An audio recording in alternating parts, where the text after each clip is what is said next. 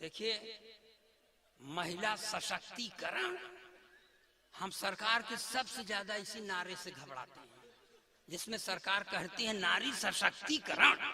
नारी सशक्तिकरण का मतलब पुरुष अशक्तिकरण। जो काम अपने खिलाफ हो क्यों माने? मगर इसका मतलब थोड़ी है हम अपने प्रधानमंत्री से पूरी तरह प्रभावित हैं, क्योंकि प्रधानमंत्री का नारा है बेटी बचाओ बेटी पढ़ाओ मगर पत्नी छोड़ दे। अब प्रधानमंत्री बनने के लिए ये सब करना पड़ता है। इंदिरा जी ने अपना पति छोड़ा, प्रधानमंत्री बन गई, ये उनसे कम थोड़ी है। इनके पास पत्नी थी, पत्नी छोड़ दिए। छोड़ तो हमने भी दिया है और हमारा भविष्य उज्जवल है, मगर कोई पद नहीं खाली है।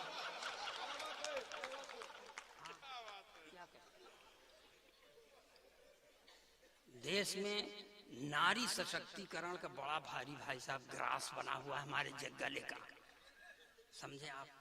हम लोग अपनी उन्नति नहीं कर पाते, जब इन्हीं को सशक्तिकरण करना है तो हम क्या करें? जाओ करो। अरे केवल वाणी से कर रहे हैं, पेपर पर नहीं कर रहे हैं। कहते हैं कि 33% आरक्षण दे दो, हम कहे थे 1% ना आरक्षण, बिना आरक्षण के तो हम इस गति को प्राप्त हैं। अब आरक्षण मिल जाए तब हम क्या करें? तो इसलिए जितना जैसा है वैसे ही चले दें, कोई आरक्षण न दें भाई साहब, नहीं बड़ी फजीहत होगी। एक पुरुष कमाता है तो 10 जने के खिया होते, हमारा औरत कमाता हमहू को नहीं खिला पाओ, नहीं खिलाती भाई साहब। और कहें कि अभी एक कुछ और कहे था हमारे शरीर पर। एक ब्रह्मर्षि दधीची थे, दुबले पतले थे, अस्थियों से देवताओं की रक्षा हुई। महर्षि दधीच दुबले पतले, जिसका हिंदू धर्म पर सबसे बड़ा एहसान है। तुलसीदास जी दुबले पतले, अखिलेश द्विवेदी दुबले पतले। और बता दें आपको, हम इसीलिए माता पिता का बहुत एहसान नहीं मानते। खिलाए पिलाए होते तो हम इस तरह थोड़ी होते, हम हो भूषण त्यागी की तरह।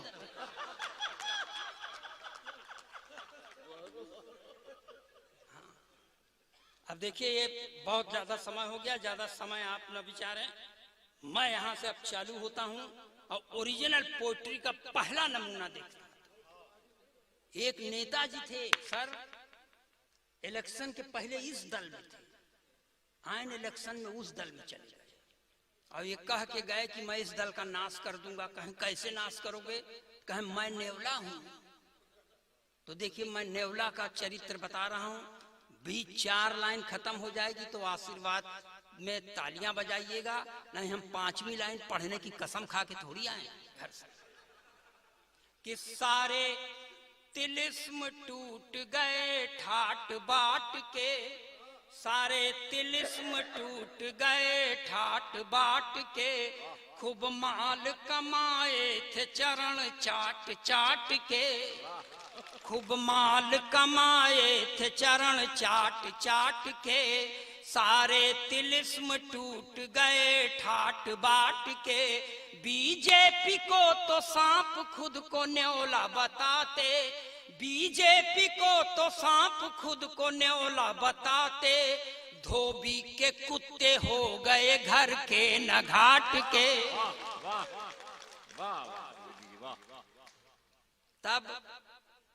तब सुप्रीमो की पत्नी ने देखा कि इतनी दुर्गति हो गई, तब उसने कहा आए थे तीर मारने मर कर चले गए, आए थे तीर मारने मर कर चले गए, साइकिल पे बैठे उसको तोड़ कर चले गए।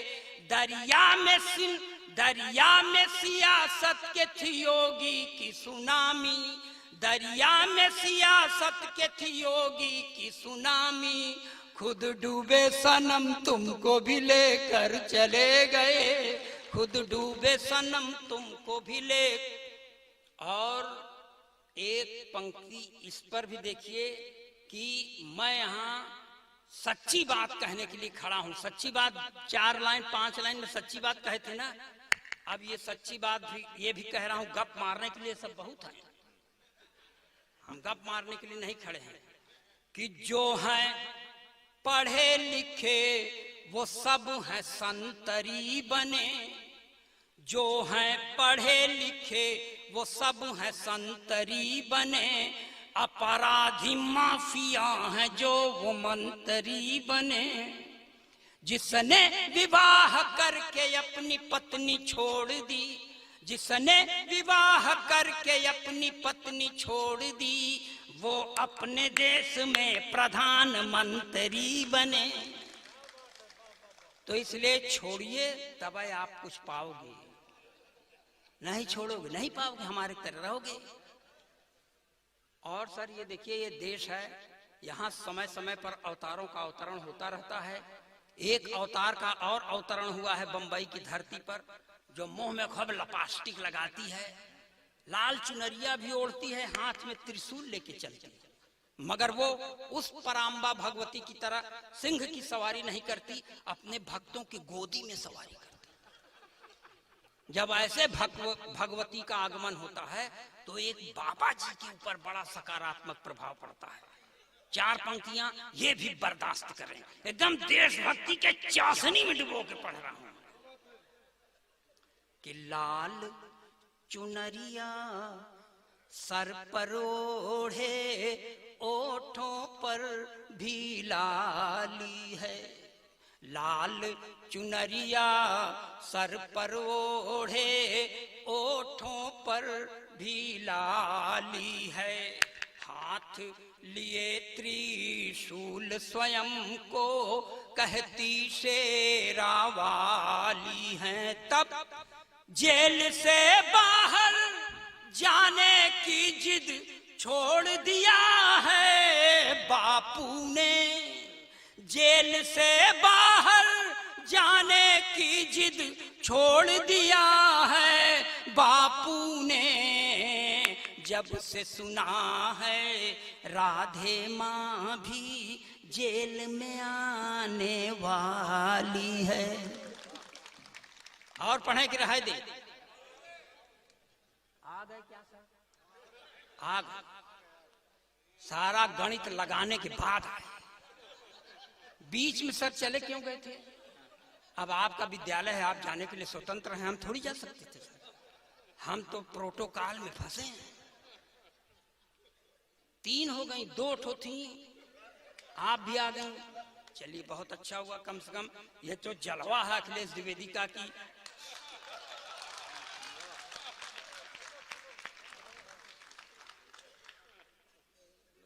एक बाबा जी और हैं, डेरा सच्चा सौदा की गुरमीत, जहां अगर उनके समर्थक बैठे हों तो उनको एक बार प्रणाम करता, अगर खिलाफ पार्टी के हों उनके तो 10 बार प्रणाम। मगर मैं देखिए ये शास्त्रीय संगीत में हाथ से पढ़ रहा हूं मैं, देश का अकेला कवि जो ये करने में सक्षम है। मेरे पहले का 2 ठो थे, भगवान को प्यारे हो गए, और मेरी तबीयत भी बहुत ठीक नहीं रहती भाई साहब, मगर हम तबीयत हमारा ठीक रहे, चाहे हम भरसाई में चल जाइए, आपसे क्या मतलब? आपके तो सुने के हो सुना। तो होरी खेलत गुरुमीत,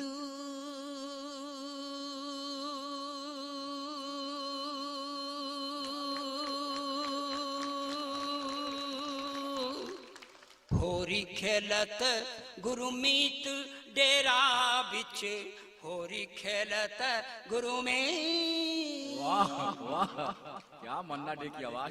ताता थैया तीनक तीनक धिन, होरी खेलत गुरुमीत डेरा बिच, होरी खेलत गुरु में। तिरकिट धूम तिरकिट धूम तिरकिट धूम तिरकिट धूम धूम दाना नाना धूम, होरी खेलत गुरुमीत डेरा बिच, होरी खेलत गुरु में। देवदूत संग रास रचायो, मैसेंजर ऑफ गॉड, देवदूत संग रास रचायो, रंग लगायो हनी प्रीत डेरा बिच, होरी खेलत गुरुमीत डेरा बिच, होरी खेलत गुरुमीत।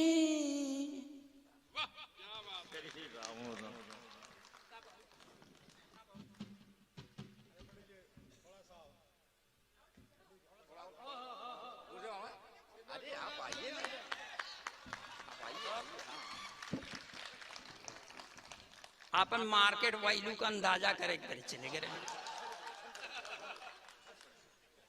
अब छंद पढ़िए, हम छल छंद पढ़ेंगे।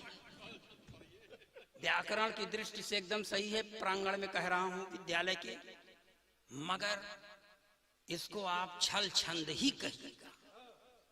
मैं गंगा के किनारे का रहने वाला हूं त्यागी जी।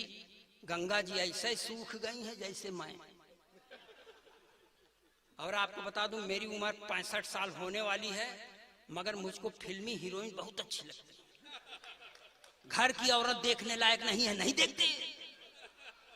सिनेमा की औरतें देखने लायक हैं इसलिए देखते हैं। और 4-5 साल हो गया था हमारी शादी को, तो हमने अपने पत्नी से कहा हमारा आपका पट नहीं रहा है। तब कहती है पट नहीं रहा है तो क्या करबे? हमने कहा करेंगे क्या, दूसरी शादी करेंगे। उसने कहा दूसरी शादी करेगा अपन मुंह देख। हम कहली शादी से मुंह का संबंध? तुम मेरा मुंह मत देख, मेरा कॉन्फिडेंस देख कि गई गुजरी देह पर तैयार तो हूं। तो आप लोग भी मुझको फुल कॉन्फिडेंस का कवि समझिए। और तब यहां से पढ़ता हूं कि मेरी जिंदगी हुई है गंगा के कछार जैसी, मेरी जिंदगी हुई है गंगा के कछार जैसी, इसमें जमी हुई है काई कैसे जाएगी। मेरी जिंदगी हुई है गंगा के कछार जैसी, इसमें जमी हुई है काई कैसे जाएगी। मैं सपरेटा के ही दूध जैसा हो गया हूं, इसमें मुर्रा भैंस की मलाई कैसे आएगी। तो माया जैसी काया लेके काली माँ डटी हुई है, मेरी जिंदगी में रोशनाई कैसे आएगी। माया जैसी काया लेके काली माँ डटी हुई है, मेरी जिंदगी में रोशनाई कैसे आएगी। कैटरीना या करीना मल्लिका बिपाशा जैसी हाई फाई दूसरी लुगाई कैसे आएगी। यही भजन हम भगवान के सामने पढ़ रहे थे सर, तो मेरी पत्नी ने मुझे देख सुन लिया। तो Newton's third law of motion के तहत उसने एक छंद मुझ पर पढ़ दिया कि कैटरीना से विवाह चाहते हैं आप नाथ, देह पहले अपनी सलमान सा बनाइए। असंभव अलंकार कि कैटरीना से विवाह चाहते हैं आप नाथ, देह पहले अपनी सलमान सा बनाइए।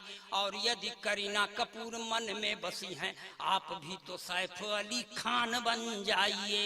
मल्लिका बिपाशा राखी सावंत भी मिल जाए, पहले तो खली पहलवान बन जाइए। मल्लिका बिपाशा राखी सावंत भी मिल जाए, पहले तो खली पहलवान बन जाइए। और यदि नहीं बन सकते हैं आप नाथ, जाके दरिया में डूब कर मर जाइए। ये पढ़ी लिखी पत्नी है तब कहती है। और बताएं बहुत धर्मिष्ठ औरत है मेरी, वो रामायण भी पढ़ती है, उसको रघुवंशियों का ज्ञान है जिसमें राजा दशरथ थे। और वो गीता भी पढ़ती है सर, उसको भरतवंशियों का भी ज्ञान है जिसमें युधिष्ठिर या धृतराष्ट्र वगैरह थे। तब उसने मुझको अध्यात्म का सहारा लेकर समझाने का प्रयास किया। इसको कहते हैं चरित्र सुधार यंत्र। ले जाइएगा, गाढ़े बखत पर आपके काम आएगा। कि लालच बुरी बला है जान लीजिए श्रीमान, थोड़ा आप करेंगे मैं ज्यादा कर जाऊंगी। पढ़ी लिखी औरत कि लालच बुरी बला है जान लीजिए श्रीमान, थोड़ा आप करेंगे मैं ज्यादा कर जाऊंगी। एक ही लुगाई से काम ना चलाया तो मैं भी सोचने पे मजबूर हो जाऊं। एक ही लुगाई से काम ना चलाया तो मैं भी सोचने पे मजबूर हो जाऊंगी। रघुवंशियों के पद चिन्हों पे चलोगे तो मैं भी भरतवंशियों की नीति अपनाऊंगी। रघुवंशियों के पद चिन्हों पे चलोगे तो मैं भी भरतवंशियों की नीति अपनाऊंगी। राजा दशरथ का चरित्र भा रहा है तुम्हें, मैं भी महारानी द्रौपदी हो